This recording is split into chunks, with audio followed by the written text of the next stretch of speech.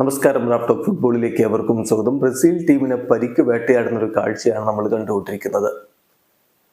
ഈ FIFA world cup qualifier മത്സരങ്ങൾക്കായിട്ട്, ഈ മാസം നടക്കുന്ന മത്സരങ്ങൾക്കായിട്ട് കോച്ച് ഡൊറിവാൾ ജൂനിയർ അവരുടെ ടീമിനെ നേരത്തെ പ്രഖ്യാപിച്ചതാണ്. പക്ഷെ പരിക്കേറ്റ താരങ്ങളെ മാറ്റേണ്ടി വരുന്നു.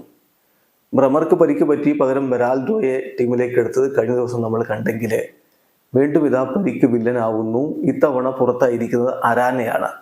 അരാനക്ക് പകരം മുമ്പ് സൗദി അറേബ്യയിൽ അൽ നസറിൽ കളിച്ചുകൊണ്ടിരുന്ന താരം അലക്സ് ടെല്ലസിനെ സ്ക്വാഡിലേക്ക് തിരികെ വിളിക്കുന്നു. അദ്ദേഹം ഇപ്പോൾ അൽ നസർ വിട്ട് ബ്രസീലിയൻ ക്ലബ്ബ് ബോട്ടോഫാഗയിലേക്ക് തിരിച്ചെത്തിയിട്ടുണ്ട്. ബ്രസീലിന് വേണ്ടി 2019 മുതൽ 2023 വരെയുള്ള കാലഘട്ടത്തിൽ 12 അന്താരാഷ്ട്ര മത്സരങ്ങൾ കളിച്ചിട്ടുള്ള ആളാണ് ടെല്ലസ്. ഇതാ വീണ്ടും ബ്രസീലിയൻ ദേശീയ ടീമിലേക്ക് എത്തുന്നു. ഏതായാലും പരിക്ക് ഓരോരുത്തരായിട്ട് ഇങ്ങനെ പിടികൂടുന്ന കാഴ്ചയാണ്. ഇനി എതിർ മിലിറ്റാവോയുടെ കാര്യം എന്താവും എന്നുള്ളത് ആരാധകർ ഉറ്റുനോക്കുകയാണ്.